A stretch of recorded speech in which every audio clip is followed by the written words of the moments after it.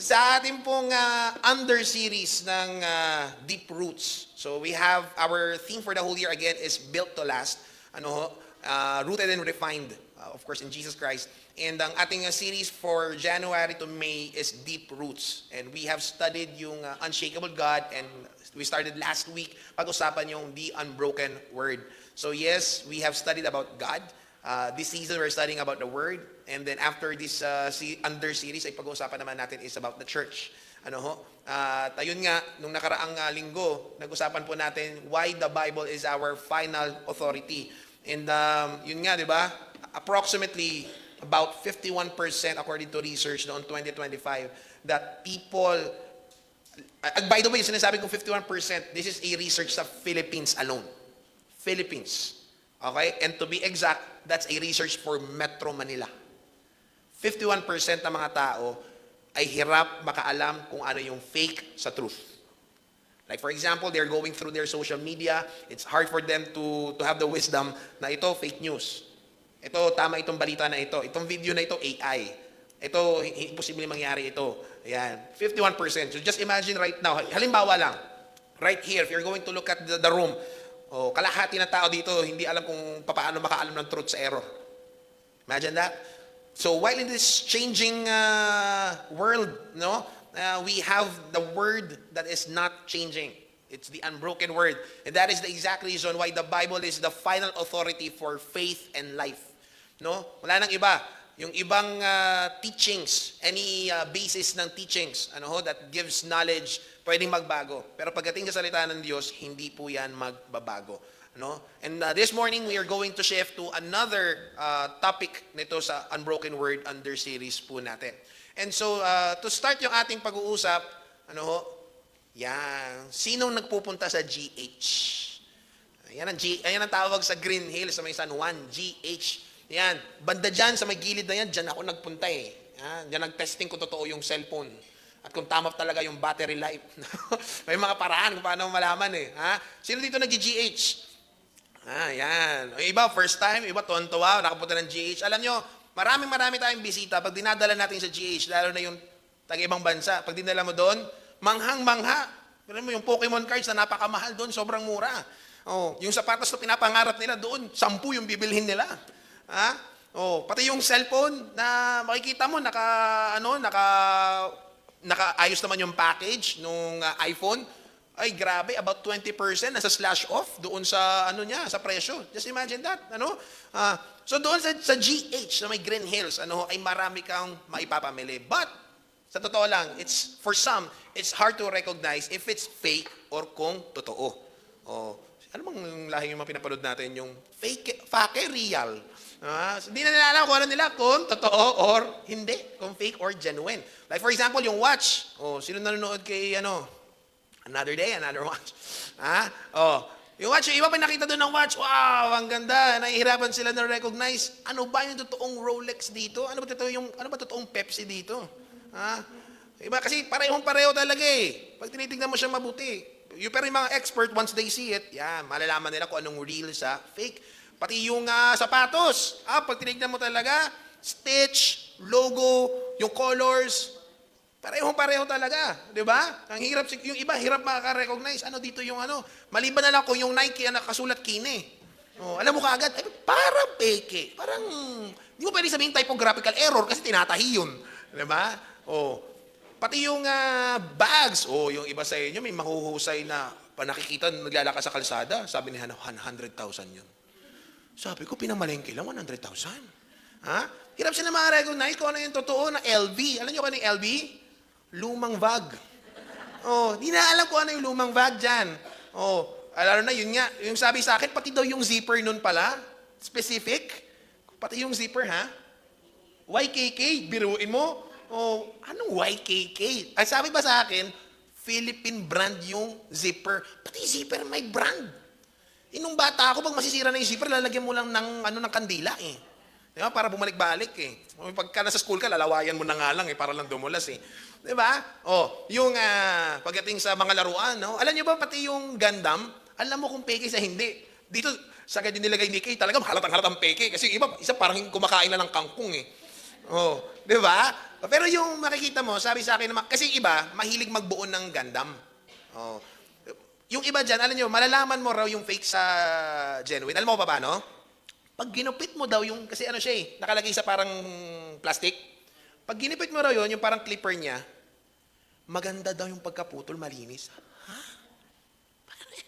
Ha? No? So ganyan, kapag mamimili ka sa GH, kailangan alam mo kung OEM, o kung, yung iba honest, yung ibang stores sabi na Class A. Yung iba talaga sinungaling hanggang balat hanggang buto eh. No, original boss. Original, promise. Ha? Ang hirap kasi malaman ko anong counterfeit sa peke. Now, paano mo malalaman on a general knowledge, paano mo malalaman if totoo yung binibili mo or hindi? You need to test it. Yan. So of course, depende kung ano yung product, depende kung paano mo siya i-test. Pero ito yung general knowledge lang. So, malalaman mo yung stress of daily use. Kapag araw-araw mo siya ginagamit, di mo malalaman kung peke hindi. Pag nakabili ka ng totoong leather, ay, yung iba, umabot 10 taon, leather pa rin yan. Buo pa rin. Yung pagka-synthetic, buwan lang. Hindi ako mapili sa brand, pero the reason na kailangan leather talaga yung balat na susutin ko kasi madaling masira sa akin ng sapatos. Dahil mabigat ako. So kailangan totoo. So stress of daily use. Okay? A heavy load. Pagka diligyan mo na ng mabibigat yan, pinanlaro mo na sa basketball yung OEM or yung Class A, basag. Di ba? Pero kapag original, sabi nung bata, matutulogin niya yung sapatos niya, tapos sasabihin niya sa kalaro niya, yu. Walang sound. Peke. Ha? Kita mo sa akin, kahit anong crossover ko, buo pa rin yung sapatos. Yung iba, pag crossover, naiwan yung swelas eh. Kasi bakit peke? Pag dinamo na sa heavy load. Kapag nabasa na, sabi sa'yo, waterproof. Pero don't get it wet. Sabi din na, boss, ba't iba yan? Kahit pupukin mo, huwag mo lang tatamaan. Pagka nadaanan na yun, bata kasi ako, syempre, uto-uto ka eh. G-Shock! Bata, G-Shock eh. Sabi sa'yo ng tito mo, galing kasi imang bansa eh. Original! Sabi sa'yo ng mga kalaro mo, pag original G-Shock, hindi yan mababasa. Ikaw naman, pinangdagat mo, inilog mo. Pag ito maya-maya, bakit? Wala na ako sa tubig, parang underwater pa siya. Kasi pumasok na yung tubig doon sa G-Shock mo. Wala na. If you test it for genuineness, malalaman mo na yung peke sa original. Malalaman mo na yung peke sa genuine. Spiritually, let's try to parallel this. There are those that we call fake gospels. Okay?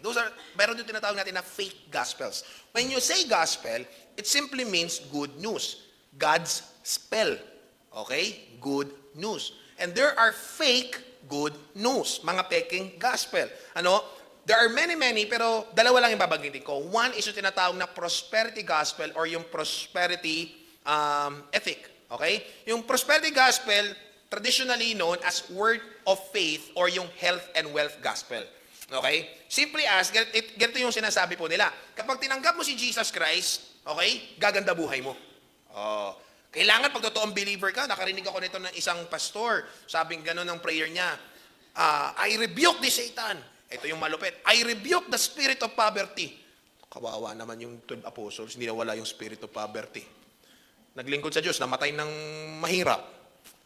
Ayun yung sinasabi nila, pag believer ka raw ng Diyos, pag nagpalataya ka sa gospel ng Jesus Christ, okay, you become physically healthy and you become financially wealthy. Yan, okay? Another, okay, by the way, yun. Itong view na ito, of course, it makes God a transactional God. Diba? Hanggat may nakukuha ko sa Diyos, magpa-follow ako. Kapag hindi na ako nagpo-prosper sa pag-follow ko sa Diyos, hindi na ako susunod. Manghihina na ako, tatamlay na ako. Bakit? Kasi hindi ko na mapapakinabangan ng Diyos. No? Sino sa Bible yun? Si Judas. Diba? Yung finally, hindi na mapapakinabangan ng si Jesus, ano sabi niya? Benta ko na lang to. Yung pinaka-view nito, yung faith, they treat it as a force. Yun. So pag hindi ka mayaman, mahina ang faith. Kaya kailangan yung tinatawag na word. Pag narinig nyo sa kanila yung word sa prosperity gospel, may power daw yun. So, ayan, nakasulat dyan. Diba? Madalas ang tawag, positive confession. Name it and claim it. Ang bago ng salita ngayon dyan, nababanggit nila Tita Nico, yun, yung manifesting. Grabe, ano? So kapag sumusunod ka rin kay Jesus, pag believer ka ni Jesus, you will be wealthy. Narinig ko yung kapitbahay ko noon sa Nueva Ecija eh. Sabi ng ganon, talaga pastor, nag-pray talaga ako, napupunta ako sa ganitong lugar, magkakaroon ako ng ganitong trabaho. Pastor, I claim it. 10 years ago na po yun. Nandito pa rin po siya hanggang ngayon. Okay? This is not the gospel. Alright? Sa Metro Manila context natin, mas sikat yung tinatawag na prosperity ethic. Now, kasi yung prosperity gospel, very familiar na. Maging believer ka, magiging mayaman ka. Nagiging believer, nagiging richer. Ganun yung idea. Pero yung prosperity ethic kasi, very controversial kasi pumapasok siya literally, especially to mega churches. Yun. Kaya medyo nakakatakot. And to be honest, I hear this, hindi nyo alam, pero I hear this sociology, na sa maraming mga Christians. The idea is, it sacrifices self-help tsaka yung neoliberal capitalism. And so, ang idea na binibigay sa atin dito, ay mamaya pa pala, ito. Yan. Okay. So, combination of prescribed mindset at saka practical skills. So, kailangan positive thinking. Thinking right. Pagkatapos doing it right. So, basta maganda ang attitude mo, positive ang emotions mo, okay, maganda ang perspective mo sa life, tapos sasamahan mo ng magandang trabaho, okay, siguradong yayaman ka. And they teach it even in discipleships. And they treat it as gospel.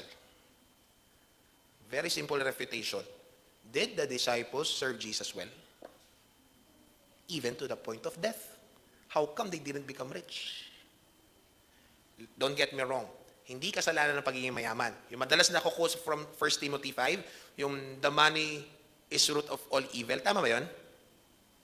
Tama ba? The money is the root of all evil. Tama ba? Mali. The love of money. Hindi, not the element, not the fiats. Okay? It's the one who manages it. And so yung money or whatever possession, hindi kanya binabago. Rather, it amplifies you to whoever you are. Okay? And so hindi porket na positive mindset, thinking right, okay, doing it right, na siguradong yaman. For some na payamanin ng Diyos, I'm pretty sure that has a purpose for the kingdom, for God's glory. I believe that. Pero, kung halimbawa hindi ka payamanin ng Diyos, still, praise God. Why? Baka mamaya, it also has a purpose, and baka mamaya doon ka mag-flourish habang hindi ka financially mayaman. I do not know. Again, hindi ko sinasabi kung ano yung kalooban ng Diyos sa buhay mo, depende sa iyong calling po yan. Another sociology na tinatawag natin sa Free Gospel sa sikat is yung tinatawag na MTD. Okay? Moralistic Therapeutic Deism. Ito yung nabanggit sa akin ni Brother Nel maybe a month ago na they treat God as a therapeutic God. Okay? Okay. So ano po yung MTD? Ang MTD po, let me be clear, this is not a religion. Okay? This is simply as a worldview na pumapasok din po madalas, again, to many modern church or even big or mega churches. So ito lang po yung pinakasimpleng core tenets po yan. Okay? Kasi ginagawang therapist ang Diyos, ginagawang butler. Basta mag-faith ka sa Panginoon, nandyan talaga siya para sa'yo. So baliktarin mo. Pag hindi mo na kailangan ng Diyos, pag walang problema nangyayari sa buhay mo, wala na rin ang Diyos sa picture. So the tenets is MTD. Ay, nandun na sa mismong word. First, moralistic.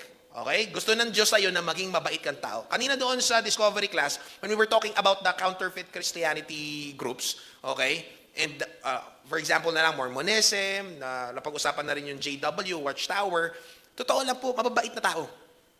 Mababait na tao. If you talk to some Buddhists, mababait na tao. Okay? And so, God does not want you to be simply good or nice. Another is yung therapeutic. Ano sa kasulat dyan? The central goal of life is to be happy. Basta happy ka. Patay na yung nagsabi nun eh. Gusto ko, happy ka. Kilala niyo ba? Okay? Ang goal mo sa buhay maging masaya. Pag hindi ka na masaya, wala ka na sa will of God. Ito pa yung madalas ko naririnig. Paano malaman kung kalooban ng Diyos yan? Okay? Alam ko narinig ko ito sa atin eh. When you find peace. Alam niyo, meron pang isang may peace. Merong may nakatagpo ng peace after nilang manggera ng isang bansa. Pagkatapos nilang pumatay ng tao. So does that mean na nasa will of God siya? Okay? That's not the goal. Happiness is not the goal. D, DSM. Okay? Ano sabi dyan? God exists and created the world, but He is largely distant. Okay? Alam mo lang na may Diyos. Parang medyo agnosticism, no? Alam mo lang na mayroong Diyos, pero from afar, tumitingin lang siya sa'yo. Kaya nabuo yung kanta na, tawag mo dito, ang Diyos may awa sa tao ang gawa. Tama ba? Parang ganon? Oh. Actually, yun eh. Okay? Parang tingnan natin kung may gagawin ng Diyos. Optional kung kikilos ang Diyos. Okay? That's MTD.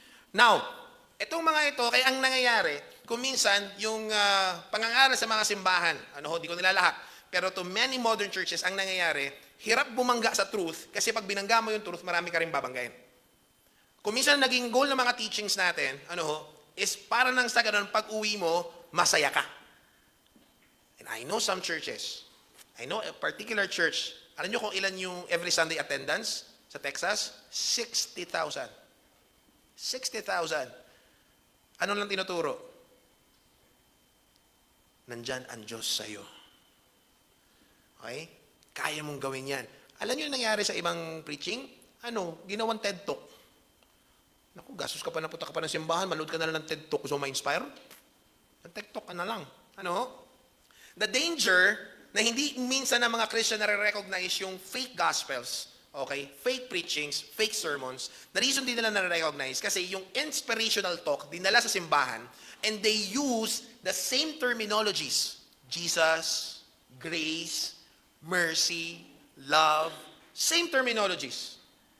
But yung concept, yung principle is worldly. Lahat basing yung sarili, kaya kong gawin. Samantala, that it will only cost you, imbis na 100, 500, 1 million pesos ka, imbis na few thousands of pesos lang babayaran mo for a fake watch, we need to be careful because a fake gospel will cost a human soul its eternal destiny. If a person believes the wrong gospel, does not matter if you grew up in a church, does not matter if you say the name of Jesus, does not matter kahit sabihin mo pa na tinanggap ko si Jesus, na by grace and by faith alone ako. But if the content of those terminologies are fake, it sets you to a destiny na ayaw mo, which is condemnation, eternal condemnation to hell. Therefore, authentic gospel must be rightly defined. Okay? Kung isipin mo, ilang taon na tayo why should we continually talk about gospel? Bakit every preaching may gospel? Bakit pa ulit-ulit tayo sa gospel? Because we want the true, the right gospel. And that's our sermon this morning. What is the true gospel? Manalangin po tayo. Dakilang Amang Diyos, maraming salamat sa inyong biyaya for the whole week that we are still alive. Thank you sa grace, sa mercy. Salamat, Panginoon, na sa marami naming kasalanan, sa marami naming pagkukulang, still you sustained us with your grace. Maraming salamat, Amang Diyos, for the freedom that we can worship you, to open our Bibles, that we can freely talk about you. And so, Lord, I pray na we will not be like the West, na we are taking things for granted. Rather, Lord, masulit sana namin itong freedom na ito, na gawin po namin ang lahat, na not because we have this feeling that we can still be alive tomorrow. Dalangin ko, Panginoon, na sulitin po namin ng every worship, every Sunday, every opportunity that we can talk about you. And so, oh God, this time, we ask for your grace, we ask for your mercy, we ask for the Holy Spirit to talk to each and every one of us. Make it personal to us because, oh God, if we do not believe the true gospel, our souls will be condemned to hell for all eternity. If there's going to be distractions, Panginoon, I pray that you will be merciful to us. Na makifocus po kami sa pag-unawa ng inyong mga salita. And of course, we pray, Panginoon, that we will respond well. That we will have a genuine faith in Jesus and we can live for Jesus. In His name we pray. Amen. Alright, so, we are going to talk about 3 pillars kung paano tatayo yung gospel na ito. How you can be sure that you are believing the right gospel. You have the good news. Tama yung Philstar na hawak mo, tama yung hawak mong Inquirer, hindi si Jake yung nagsulat ng ayan si Biro Labare. Okay? Alam mo na tama inyong pagbabalita na ito. Paano? First pillar natin is the ruin of rebellion. Tatlong R. Okay? The ruin of rebellion. And you know it's a ruin for you because it condemns you, it condemns me completely. Basahin po natin ulit yung binasa kanina ni Sean. Nilagay ko dito, if I'm not mistaken, this is MBB, Magandang Balita Biblia, Ephesians chapter 2, verse 1 to 3. If you may, please read with me. Ready? Begin. Noong unay, patay kayo dahil sa inyong mga pagsuway at mga kasalanan. Sinusunod ninyo noon ang masamang takbo ng mundong ito at napailalim kayo sa pinuno ng mga kapangyarihan sa himpapawid. Ang espiritong nagahari sa mga taong ayaw pasakop sa Diyos. Okay. So, sa Tagalog, yung unang bahagi na nakasulat dyan sa verse 1, noong unay, patay kayo dahil sa inyong mga pagsuway at mga kasalanan. Imagine mo, hindi naman patay yung kausap ni Paul, buhay sila. Pero sabi niya gano'n, patay kayo noon. Ano ba ito? Ni-resurrect ni Paul? Ni-resuscitate niya parang si Lazarus? Okay, hindi. Ang sabi doon, dahil sa inyong mga pagsuway at mga kasalanan. And so first, let's talk about, may verse 3 pa pala. Kala ko nabasa ko na yung verse 3. Tuloy natin verse 3. Okay, ready, go. Ang totoo, tayong lahat ay dati ring namumuhay ayon sa pagnanasa ng ating laman. Ang sumusunod sa mga hilig na katawan at pag-iisip. Kaya't sa ating likas na kalagayan, kabilang tayo sa mga taong kinapupuotan ng Diyos. Yes, ayaw ng Diyos sa atin. No? Galit ang Diyos talaga sa atin. Okay, so basahin natin yung verse 1, which is, ang sabi doon sa another translation, sa English translation is, dead in trespasses and sin. Andiyan na yung word na trespass. Pag sinabing trespass, merong linya, ang sabi, wag kang lalagpas dito. Pag sinuway mo yung batas na yon na sinabing wag, okay, you are committing trespassing. Okay, nag-trespass ka. And so for us humans, okay, because merong batas ang Diyos, there's a God's law, the Mosaic law, alright, we have committed trespasses. Hindi lang isa, hindi lang dalawa, multiple times. Sabi nga ni Pastor John, di ba, i-compute mo kahit 3 times a day lang, na imposibleng 3 times a day lang. At compute mo per year, at compute mo yung edad mo, sandamukal na trespass at kasalanan na yung nalabag mo. Okay? Every time we talk about the gospel, lagi ko nababanggit yung word na broken. When we talk about doon sa mga parables, we talk about being spiritually sick. Kaya ginagamit natin yung Matthew 8, Matthew 9, okay, yung paralytic man, yung pagkabulag, yung pipe, okay, na kung saan hindi lang katawan yung pinagagaling ng Panginoon, pati yung kaluluwa, because we are spiritually sick. But let me be clear, we are not just broken, we are not just damaged, we are not just simply spiritually sick. Okay? First, we are depraved. Okay? Nasa sarili mo, kahit sinasabi mo na gagawa ako ng mabuti, pero at the end of that work, okay, of that effort, malalaman mo na hindi pa rin pasok yung effort na yon. Hindi pa rin siya good. Kahit yung kawang gawa natin, magpapa-feeding tayo, o magtulong tayo sa may karamdaman, alam nyo, madalas ang rason sa pagtulong, pasensya na ha, pero madalas ang rason sa pagtulong, yabang. Kasi para meron akong maipagmalaki, meron akong maikwento, meron akong maireport, para meron kami mapagkwentuhan. Sabihin ko sa inyo, kahit yung tinatawag natin ng mga counterfeits na sa maling gospel sila, alam nyo ba na baka mas marami pa silang mabuting gawa kaysa sa atin? Pero does that mean na kaya nilang iligtas yung kaluluwa nila? Of course not. Okay? Whatever good effort na sinusubukan natin, hindi po siya pasok. Kapos po siya lagi. Ang sabi ng Romans chapter 3, kapos parati yung effort na gusto natin gawin. We are of course spiritually dead. Paano? If physically dead, humihiwalay yung kaluluwa sa katawan, spiritually dead, yung kaluluwa mo hiwalay sa Diyos. And so yes, if right now you die and wala si Jesus Christ sa picture ng iyong buhay, if He is not your Lord and Savior, yung kaluluwa mo for sure, 100% will go to hell. Ano sabi ng Hebrews 9:27? Appointment and death. And once you go to death, ano susunod kagad? Judgment. Hindi po siya may 40 days ka mananalangin yung kamag-anak mo. Wala rin pong 9 days. Okay? Due to time, hindi ko papaliwanag kung bakit 40 days yun. Wala na. And so, pag ikaw namatay nang wala si Jesus, naging bukang bibig mo lang si Jesus pero hindi siya totoo sa'yo, you are still spiritually dead.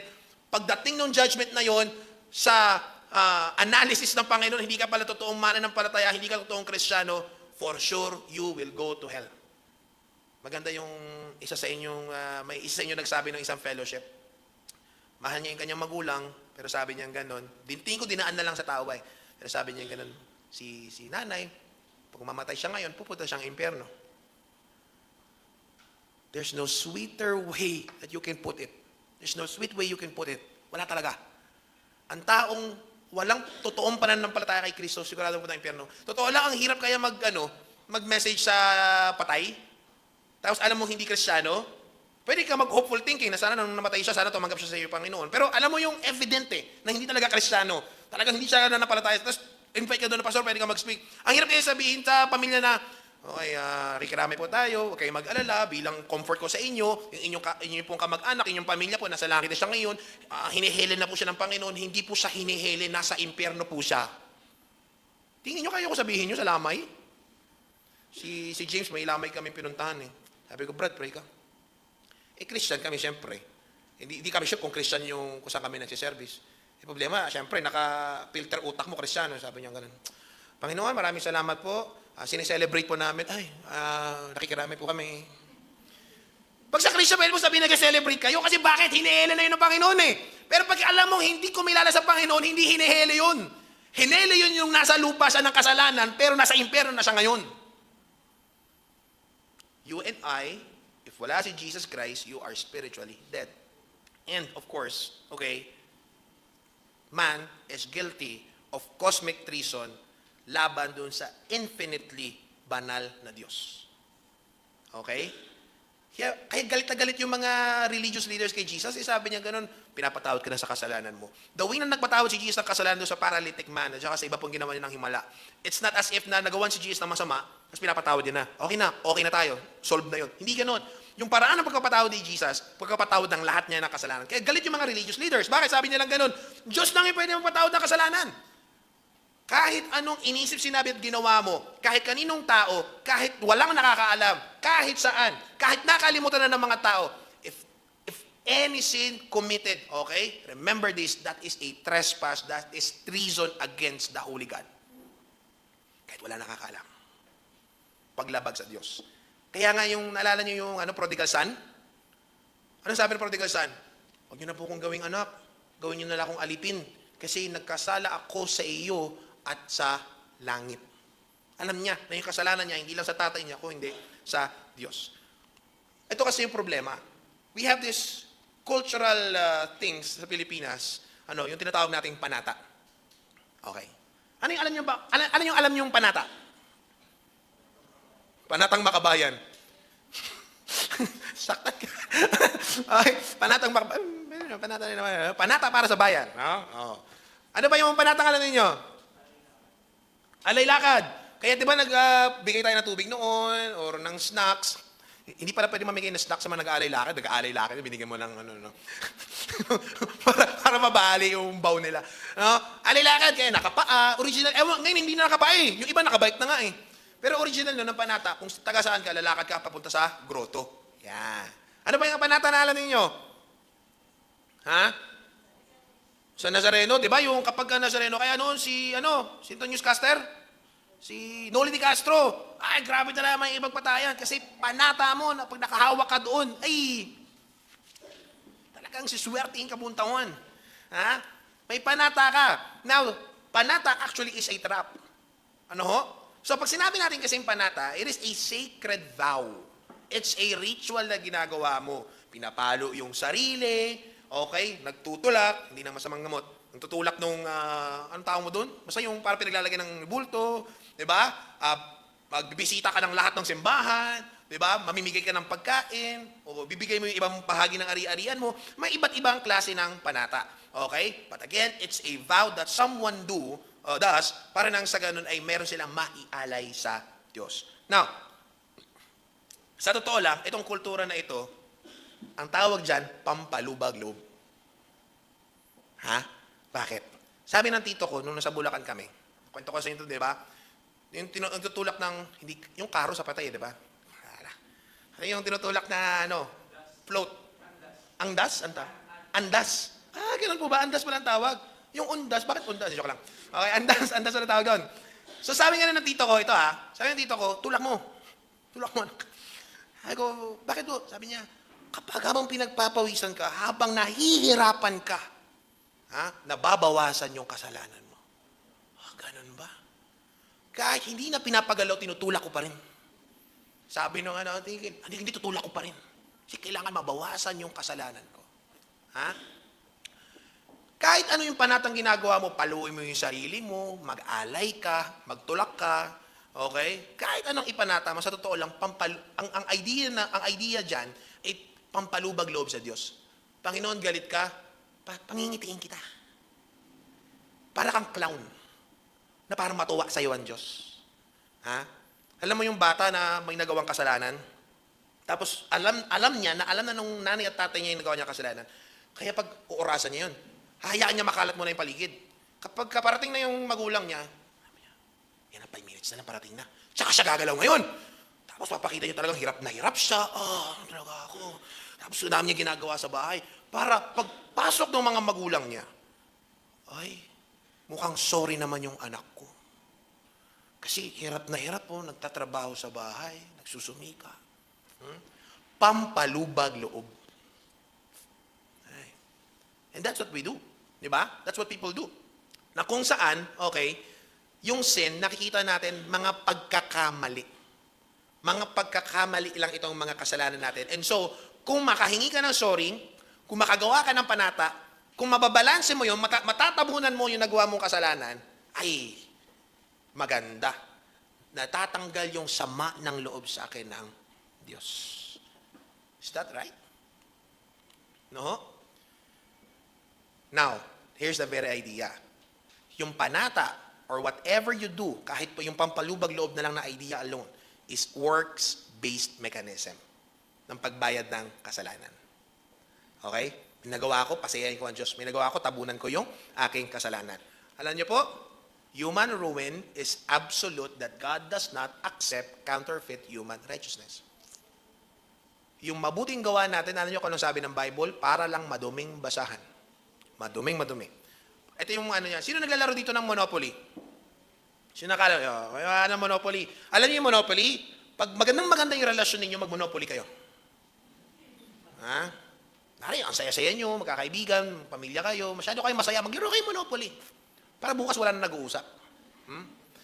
Ano ba yung Monopoly sa mga hindi masyadong familiar? So, it's a board game. Meron kayong tao dyan, para meron kayong figure, then may dice. So, basically, the idea is, mag-monopolize ka. Bibili mo yung properties, pag may napunta doon sa property mo, kailangan nila magbayad, merong jail time, may police, so on and so forth. So, kailangan dumami yung pera mo, kailangan matanggal mo, out of business mo yung kalaro mo. Kailangan magkakaroon ka ng game of deception at the same time. Alam niyo, yung ginagawa natin sa Diyos with our panata, our pampalubag loob, it's like playing Monopoly. Diba? Ima-mind game ko ang Diyos. Wala siyang magagawa dahil bigla ako naging mabait. Meron akong bayad sa langit. Pero alam mo yung binabayad mo, yung utang mo, pinabayad mo, papel lang pala. Walang value. Alam nyo, lagi kong sinishare ito sa pag nag-share ng gospel. Sabi kong ganda, alam nyo, kapag iniisip mo na yung good works mo, yung magbabayad ng kasalanan mo, sampal yun kay Jesus. Sampal yun kay Jesus. Parang mo sinabi, yung ginawa mo sa krus, kulang. Dagdagan ko. Sampal yun kay Jesus. Gusto mo makatulong, samahan mo siya dun. Pako ka din. Ha? Kahit yun nandoon sa may apalit, taon-taon, pag Holy Week, nagpapapako, nilalagay sa alcohol yung pako na yun eh. May tulong pa ng tali. Bago pa magpapako, mag-gin pa. Kaya mo na pare. Sabang shot.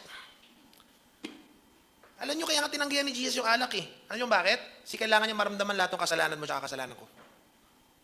Kaya nalasahan niya alak yung pinainom sa kanya. Totoo lang, tinutulungan na siya ng mga Romano dun. Pinapainom sa kanya alak. Nalasahan niya alak, di pwede. Kasi magnanam. Eh pag nagkaroon siya ng amats, anong kailangan? Pulutan. Biro lang. Hindi pwede. Okay, mawawala yung idea. And I would like to say this, hindi yung Romans ang nagpako kay Jesus. Ang nagpako kay Jesus, ikaw at ako. Okay? Remember, sin is not just a mistake we can fix with our own hands. It is a rebellion that requires a rescue from heaven. Sinong tao na kaya niyang madumi yung kamay niya, lilinisan niya yung sarili niyang muka? Hindi mo kaya, kailangan mo ng external help. And so, pillar number 2, para bubuuin natin yung true gospel. Now, while it is ruin of rebellion, there is also the rescue of redemption. Yeah. So now, meron na tayong tulong galing sa langit, which covers you and I fully. Anong sabi? Ito yung isa sa mga gustong-gusto kong verse. 2 Corinthians 5:21. Anong sabi dyan? Basahin natin. Ready? Go. Hindi nagkasala si Kristo, ngunit alang-alang sa atin, siya'y itinuring ng makasalanan upang sa pakikipag-isa natin sa Kanya ay maging matuwid tayo sa harap ng Diyos. Yan. Si Jesus hindi napako dahil lang sa naawa siya. Hindi lang dahil injustice, hindi dahil lang sa social injustice. Si Jesus pinako para nang sa ganun, ikaw na masama, gawing mabuti, siya na mabuti ay ginawang masama. Okay? Para maging katanggap-tanggap ikaw at ako sa Diyos. So ano yung tinatawag na trabaho na ginawa ni Jesus Christ? Okay? Ano po yun? Dalawang bagay. Yung penal substitution at saka yung forensic justification. Okay. Punta na tayo dyan ha. Sulat din niyo. Okay ako hindi. Mamaya research pa ninyo. Pero padadaliin natin yan. Okay. Penal substitution at saka forensic justification. Ano po yung penal substitution? Penal substitution, ito yung konsepto na nagpapaluwanag kung ano yung nangyari sa krus. At ang nangyari sa krus po ay simpleng-simple lang. Ito yung katuruan na kung saan yung lugar mo na dapat ikaw yung pinaparusahan, ikaw yung paimperno, pinalitan nyo ni Jesus Christ. Siya yung nag-sub-mic. Hindi mo na kaya, hindi mo kakayanin, sub ako sa lugar mo. Okay? So, ayun yung nangyari sa krus. Right? Penal substitution. Right? Doon sa krus po, binuhos ng Ama sa anak, kasalanan mo at kasalanan ko, kaya ganun katindi yung ginawa sa kanya. And because the penalty was fully paid, God's holy justice was completely satisfied. Yeah. Kaya pwede kanyang patawarin. Hindi lang yung tipong Lord patawad, no. Kinakailangan yung cross, kinakailangan yung sacrifice si Jesus. At totoo, ang ganda nung sinabi sa akin ni Pastor Caloy, yung sabi kong gano'n na siguro nahihirapan ang tao doon sa idea ng sacrifice. Watch. Nahihirapan tayo doon sa idea ng sacrifice. Okay. Yung pagpunta sa church, we see it as sacrifice. Kapag naglingkod ka sa Diyos, you see it as sacrifice. Kapag ka may binigay ka sa Diyos, you say it's sacrifice. Anything. Anything that you do, you use the word sacrifice. Alam nyo ba, sampal pala yun sa Diyos. Pag sinabi kasing sacrifice, akin ito, binibigay ko. Tama? Tanong, sino nagmamayari sa iyo at lahat ng meron ka? Kung magiging technical tayo, yes, sinabi sa Bible na mag-sacrifice ka. Pero kung magiging technical tayo, isa lang ang nag-sacrifice sa kasaysayan. Diyos lang ang nagsakripisyo, wala nang iba. Sa totoo lang, yung sinasabi kong sakripisyo ko, hindi ako mawawalan. Kasi kapag finally tinanggap ko sa sarili ko, na binibigay ko yung sarili ko sa Diyos, hindi ako nawalan. Nakikinabang ako. Kapag finally nag-quote-unquote invest ako para sa pagpunta ko sa simbahan, paglilingkod ko sa Diyos, pag-aalay ko sa Panginoon, anything that I do na sinasabi kong binibigay ko, sa totoo lang, ayun yung pinaka-moment na nare-realize mo that you are in surrender. You become one with God. Kaya it's unexplainable talaga sa taong hindi Kristiyano. Kasi ikaw ngayon nagigets mo na eto pala ako. Hindi pala ako I belong to God. Mali pala yung sinabi ng Mariah Carey na we belong together. Okay? I only belong with God. And finally, when I finally surrender myself na ikaw talaga ang Lord ko, that's it. You are now fully satisfied. You are gratified. Salamat, Panginoon, na ibigay ko yung sarili ko sa'yo. Pagbabalikan niyo yung church history sa Acts, okay? Bakit ginawa nila Barnabas yun? They were able to do that because finally they accepted yung true realization na yung buhay nila at yung buong kung sino sila, it is for God and it is by God. Kapatid, you do not sacrifice anything. I do not sacrifice anything. Salamat, Panginoon, kinuha mo. Salamat, Panginoon, sa'yo to. Sa'yo tong pamilya ko, sa'yo tong trabaho ko, sa'yo tong lakas ko. Ano sabi ng Bible? Subukan mo angkinin. Subukan mo angkinin. Kung kaya mong mag-satisfy dyan. Now, forensic justification. Yung penal substitution, pinalitan ni Jesus yung pwesto mo. Yung dapat para sa'yo. Forensic justification, ito yung konsepto na nagpapaliwanag how God legally views a saved person. This is a contract. Okay? Legal na pangyayari ito para sa'yo. Okay? It is the doctrine, ito yung katuruan, na kung saan ang Diyos, siya yung kataas-taasan, He is the supreme judge, at gumagawa siya ng legal declaration. Si Mike Palero, impyerno dapat ikukulong. But now, I declare, not acquitted. I declared him to be justified. Forensic justification. It's a legal term na kung saan I declare this person to be righteous. Kaya ako ngayon, righteous. Huwag kayong magkalat-kalat sa kalsada, righteous ako pre. Ikaw. Hindi yon. Sa pagitan nyo ng Diyos yun. Okay? Hindi ka righteous literally. Hindi ka practically at hindi ka personally righteous. It's a positional righteousness. Forensic justification. Nakuha? That's because of the work of Jesus Christ. So kapag may nagsabi sa'yo, nasisave tayo ng good works. Yes, nasisave tayo ng good works. Hindi good works mo. Good works ni Jesus Christ. Okay? So, yung forensic justification, hindi lang po siya yung ginagawa kang morally flawless. Hindi ka lang niya ginagawa na internally perfect. Okay? Imbes, it is a legal transaction involving double imputation. Narinig niyo na ito, binabanggit ko madalas? Okay, ngayon, nakasulat na kasi madalas sinabanggit ko lang. Okay, double imputation. Sa mga nag-accounting, anong ibig sabihin ng impute? Anong ibig sabihin ng impute? Joke lang. Anong ibig sabihin ng impute? Okay, nung nag-meeting kami ng Crown Kids, sabi ko sa kanila, anong keyword ng teaching? Madalas, ang keyword ng teaching is imparting. Diba? May binibigay ka. Ang perfect word, imputing. Yung legal transaction ni Jesus, imputation. Yung ibig sabihin ng impute, as in the word put, pour.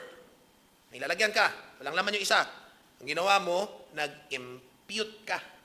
Gets? Kaya accounting term siya. Okay? Credit.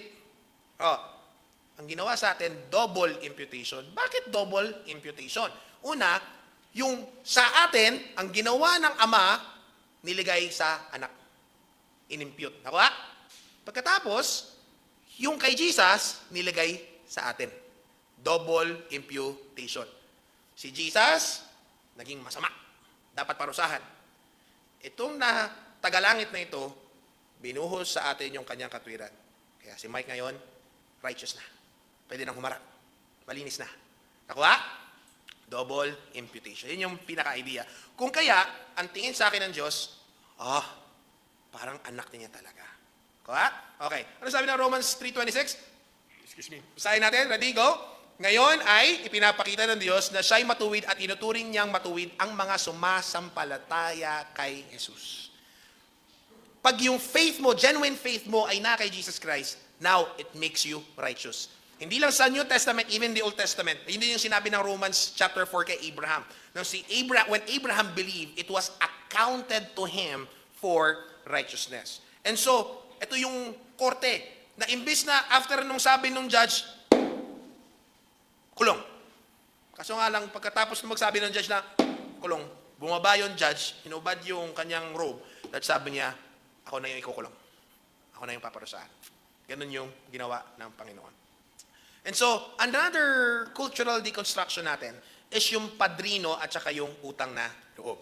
Ayan. Okay, ano ba yung padrino system? Ang padrino system po, simply as, yung mga mananampalataya, believers do not need, okay, by the way, believers do not need grabe naman, nakasuit pa yung nagbibigay ng sabi naman to, para naman Wolfgang. Water. Thank you, pre. Okay. Reminder sa atin, believers do not need a secondary patron. Okay? O kaya ng iba pang intercessors. Kasi ang sabi ng Bible, meron na tayong iisang tagapamagitan. At wala nang iba kundi si Jesus Christ. Ano sabi ng 1 Timothy 2:5? Basa! Sapagkat iisa ang Diyos at iisa ang tagapamagitan sa Diyos at sa mga tao. Ang taong si Kristo Jesus. So, we're trying to clear that out. Bakit?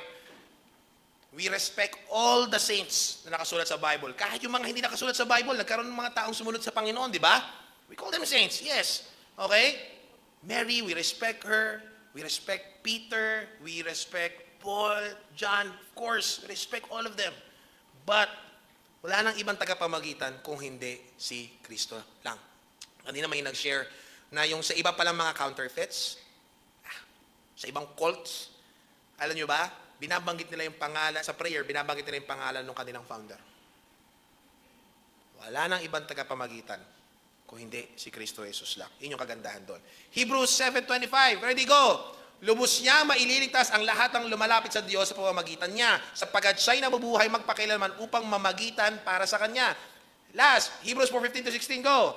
ang ating pinakapunong paring ito ay nakakaunawa sa ating mga kainaan sapagkat tulad natin, tinukso siya sa lahat ng paraan, subalit kailan may hindi siya nagkasala. 16 go.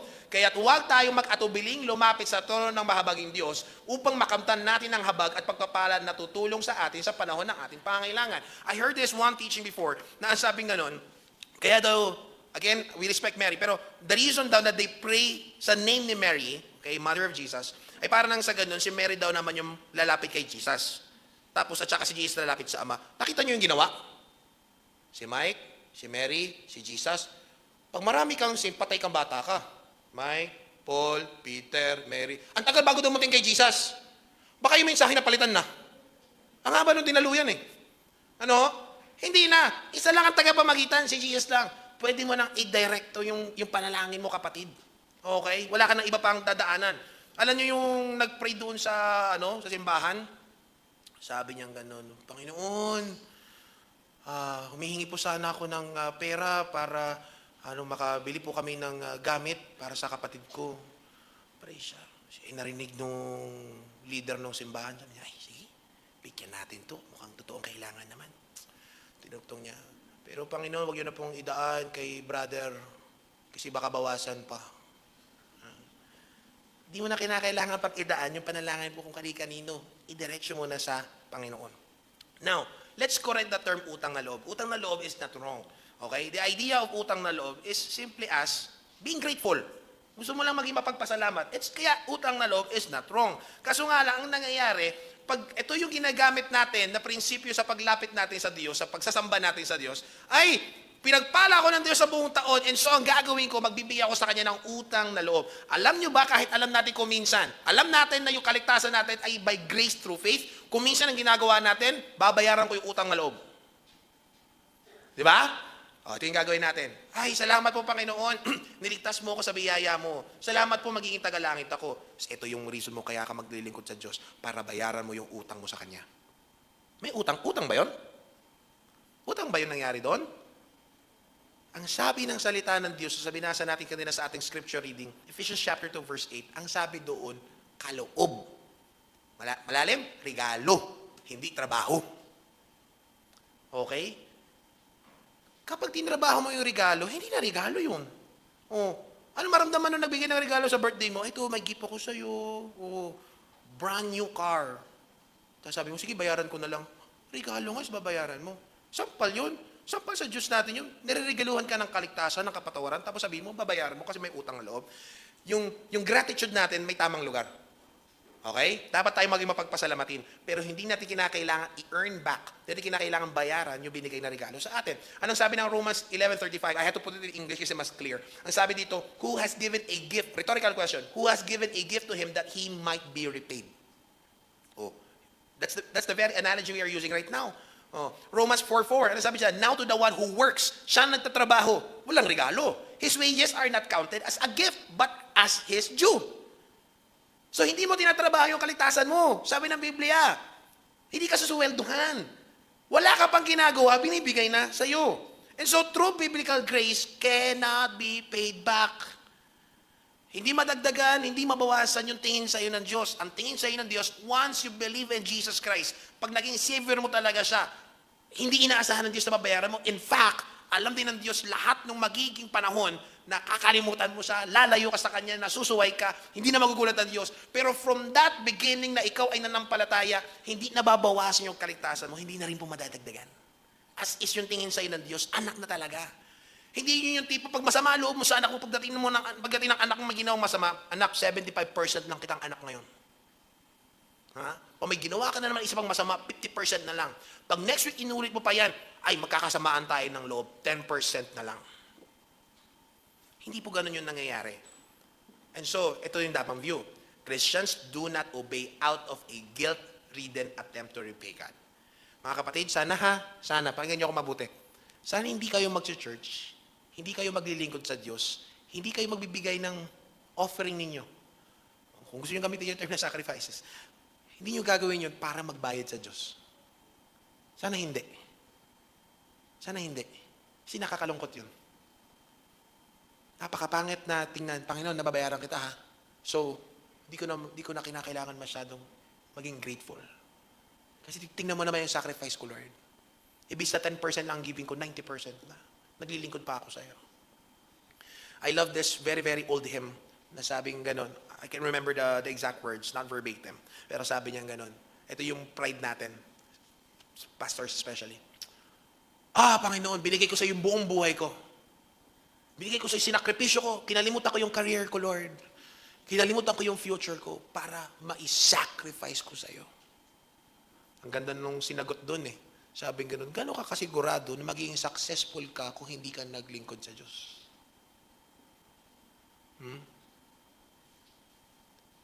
As if kailangan tayo ng Diyos. You do not repay God for what He has done. Ano sabi? Ano yung but? Ano yung but? But from an overflow of love because the debt is entirely canceled. You work in gratitude.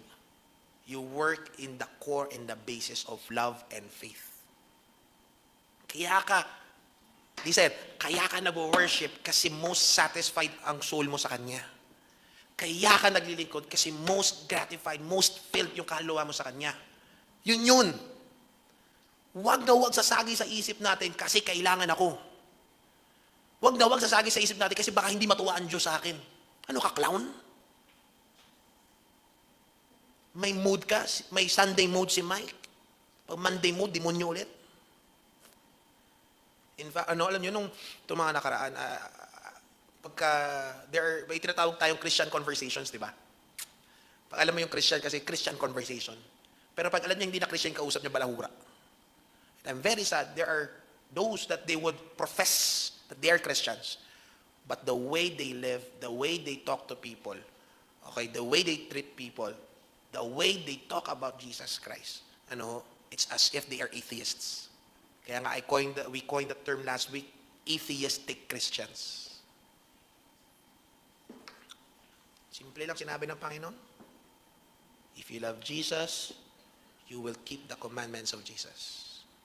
That's it.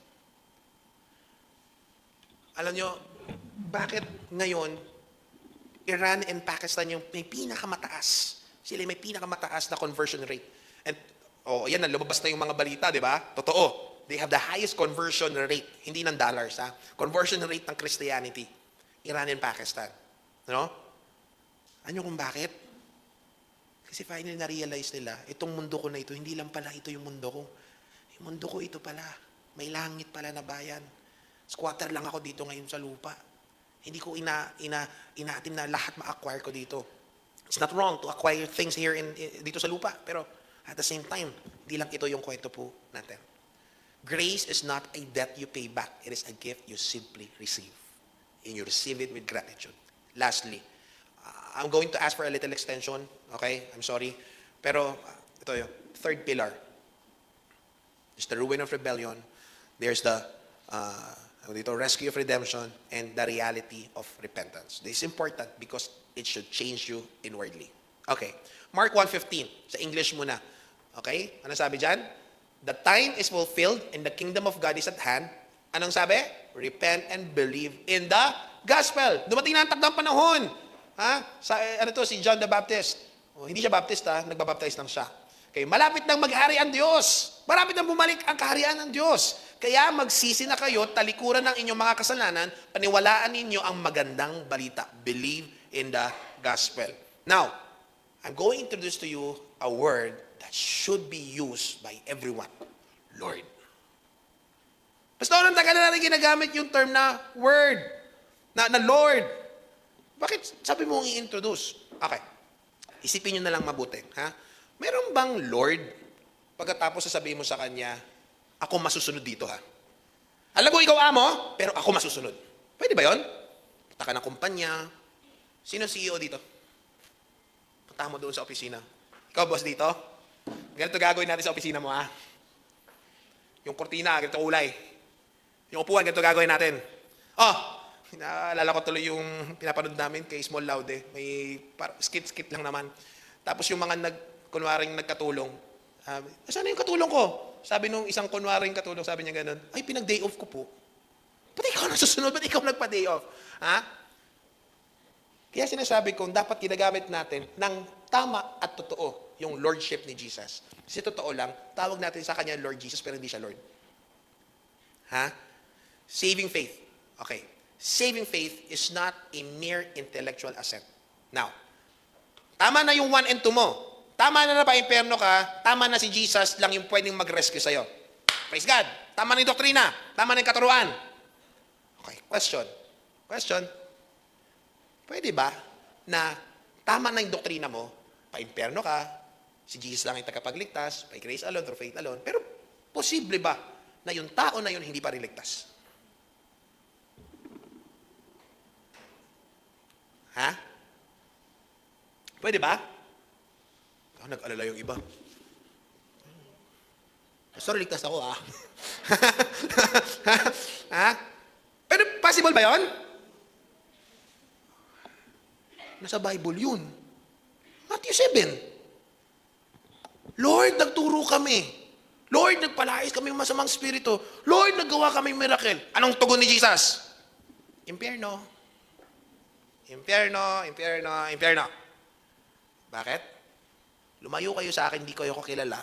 Kayo na hindi sumusunod sa aking Ama. Now, when we say saving faith, it has two sides of the same coin. One side is yung initial or the minimal requirement for you to be saved. Example, thief on the cross. Alam niya lang yung 1 and 2 na pag-usapan natin. Impyerno ako, si Jesus lang ang kailangan ko. Okay? Minimal.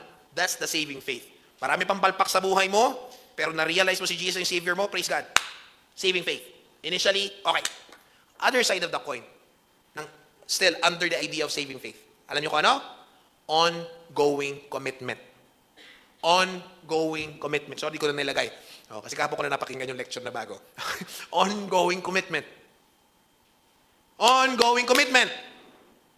Mahirap, tatawagin mo siyang Lord Jesus, pero hindi siya Lord.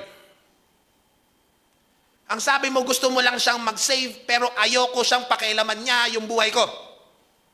Ha? Doon papasok is tinatawag natin na tingi-tingi. Ano yung tingi culture? Saan yung nakikita yung salitang tingi? Sari-sari store. Wala ka palang budget pambili ng isang maraming sachet. Kaya ano nangyari sa Pilipinas? Nagkaroon tayo ng sachet. Ewan ko kung may ibang lugar na merong sachet ng shampoo. At conditioner. At kung ano-ano pa. Pati toothpaste. May sachet tayo ng toothpaste. Tingi. Sanay tayo sa sari-sari. Patingi-tingi. Yung sabon natin dati malalaki. Ngayon may patingi-tingi na din. Niloko pa tayo. 20% more. O, di ba? Okay? Tingi-tingi. Ayun yung ano natin tingi system. Okay? So, ibig sabihin lang yan, ayun, may maliliit ka na pwede makuha kasi hindi mo kaya yung wholesale, yung maramihan. Now, tingi mindset is a mindset that is against God. Listen, tingi mindset is a mindset that is against God. Now, di ako nagsasalita as a perfect person. Nagsasalita ako isang taong positionally righteous but personally needs of growth. Right? Now, listen ha. Ito yung ginagawa natin. Lord, gusto ko ng sachet ng financial blessing. May nagawa ako. Lord, kailangan ko ng sachet ng forgiveness. Lord, patawad. Okay? Kasi bakit? Kasi ayaw mo ng wholesale na si Jesus yung maglo-Lord ng bawat area ng buhay mo. Lord, okay. Tuwagin nyo yung laging Lord si Jesus, ha? Huwag si Jesus. Okay? Ang Panginoong Jesus, tatawagin mo lang siyang Panginoong Jesus pag kaya mong ibigay itong area na ito. Column A, hindi masyadong importante. Pwede kang mag-Lord dyan. Column B, Panginoon, love life ko yan. Trabaho ko yan, maganda yung kita ko dyan. I-relationship yan, tropa ko talaga sila kahit mali ginagawa namin Kung Lord ka na sa column A, ako na mag-Lord sa column B. Kaya dito si Lord Jesus, nandito si Lord Mike. Maganda daw sa Ireland magkaroon ka lang ng maliit na lupa, kahit na 1 square meter lang, ang tawag sa'yo Lord. Pwede ka na tawagin Lord Joshua. Maliit lang na portion. Ha? Ganun ginagawa natin. Ito, Lord, yung iba sa'yo, iba akin. Para hindi lang ikaw ang Lord, ako rin minsan ang Lord. Ginagawa natin? Very much. Very much so. Ang Panginoon po, hindi pwedeng patingi-tingi system. He is not available by sachets. Okay? He's not available by 100 ml. Ano ho? He needs to be Lord. Ganda-ganda nung sinabi talaga doon sa conference. Sabing gano'n ni Edmond Chan. Sabi niya gano'n, if Jesus is not Lord of all, He is not Lord at all. Listen, if Jesus is not Lord of all, He is not Lord at all. Might as well not call Him Lord Jesus, tawagin mo na lang paring Jesus. Gusto mong pababae, tawagin mong bro.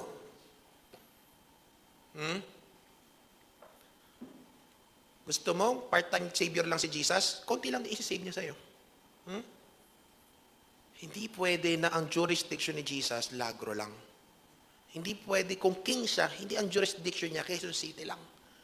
Kung king siya, dapat ang jurisdiction niya, buong earth. Yung jurisdiction niya sa buhay mo, hindi lang Sunday. Hindi lang Sabado. Hindi lang pag may kasama kang Christian. Ang jurisdiction dapat sa'yo ng Lord mo, na tinatawag mong Lord and Savior mo, buong buhay mo. Kaya pag may na-realize kang bagay ng buhay mo, hindi siya Lord dito, teka lang, baka si Lord Mike ang nasusunod. Hindi siya ang Lord. Okay? You cannot have Jesus as a part-time Savior, bahala ka. Baka part-time langit lang makuha mo. Walang part-time Savior, walang part-time langit. He demands to be your full-time Lord. Messages, sermons, they're spoken for about an hour. But our prayer and sermons will be lived out for the rest of your life. For the rest of my life. I will end with this. Okay? Yung formula na binigay ni Ray Ortlund, sabi niyang ganon, sorry, di ko na tinignan itong mabuti. Tok na tok talaga ako gabi, sobrang busy this week. Salamat sa mga gumagawa ng mga presentations. Si Ray Ortlund, sabi niya ganon na meron siyang ginawang formula for power. Gospel doctrine, gospel culture equals to power. Gospel doctrine, gospel culture equals to Alright. Now, dami pa pero dadaanin ko na lang sa kwento. Saan si Priya? Late kasi hindi makita. Ibiro lang na. Ayun. Anong araw yun na pumunta kayo dito? Nung kasama si Japay. Tuesday? Sila dito. Sabi ni Priya, darating daw mga classmates siya, mag-aaral sila. Di ko tataas si Priya, kasi wala, maliit lang talaga. Punta sila di, sabi mag-aaral daw. Okay. Malaman namin ni Hana, hindi mag-aaral. Sabi ni Hana, hatid na natin gabi na. Tingnan namin mga 8 o'clock. 8 or 9. Kung may mga magulang nanonood, patawarin nyo. Ewan kung bakit gabi sila. Joke lang. Uwi na sila, hatid na namin. Pati si Japay. So, natin namin si Japay, taga Holy Cross. Ano yun? Holy Spirit. Mas mataas. Holy Spirit. Natin na namin doon, kwento-kwento kami. Tinanong ko, close ba sila ni Japay? Hindi sila friends. Paano nag-end up na nagkayayaan kayo dito? Kasi daw, alam nila si Priya, okay? Kwento ni Priya to, hindi ako naniniwala. Pero lang. Kasi alam na si Priya, mahilig talaga mag-aral. Okay? And so pagka ginagawa niya, hindi niya ginagawa negosyo, tinutulungan niya rin yung iba niya mga kaklase. Pag mag-exam, tama ba ako na? Okay? Mag-aaral sila. And so, yung ginawa ng ibang mga tao doon sa school nila, tinanong siya kung pwedeng mag-aral sila para maturuan. Hindi sila close friends, nalaman lang namin. Hindi sila makakaibigan talaga. Long story short, okay? Pagdating dito, kaya hindi sila nakapag-aral na, ang ginawa ni Priya, kasi nagpipray sila ni Kay, ma-share nila ng gospel. And so, tinanong ko, kamusta yung reception? Sabi niya gano'n, Pastor, nakinig naman po mabuti. Alam nyo, yung buong sermon ko, yun yung buong sermon ni Priya kay Japay. Hindi ako nabibiro. Ayun yung buong sinermon niya. Kung ako 1 oras, sila 3 oras ata. Mas matagal. So, okay lang ako, ha? And habang nagsishare si Priya kung ano yung sinabi niya kay Japay, iiyak ka. Kasi punong-puno yung puso mo na meron naghayag na ikaw impyerno, pero may bumaba dito sa lupa. Tinrabaho yung langit mo. It's so clear. The gospel presentation was so clear. And by the way, hindi memorized. Everything was spoken from the heart, from her own understanding. And I praise God for that. Alam nyo, be careful. Be sensitive of people na alam nilang Christian ka. You live Christianity on a normal, regular basis, pero gusto nilang lumapit sa'yo.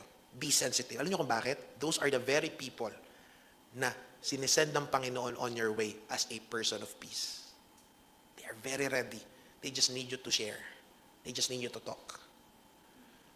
Okay? That's what you call a gospel culture. Not a Sunday gospel. Not a program. Hindi siya programa na, ngayong Christian mode na kami, bait na kami. Manami. Okay? Alam ko, siniset natin yung mood ng worship, pero that's not the worship. You worship on Monday. That's how you worship. You make gospel a culture. It does not retain as a doctrine alone. Kaya be careful pag naging doctrine lang sa'yo si Jesus. Pag di siya naging Lord. Ano oras na? Tama na. Okay? When you go home, on your way home, ask Jesus, Panginoon, Lord ka na ba talaga sa buhay ko? Baka ako yung Lord. Do the people around me know that I live by the gospel? Are people aware that I am your worshiper, Panginoon? Panginoon ka pa talaga sa akin.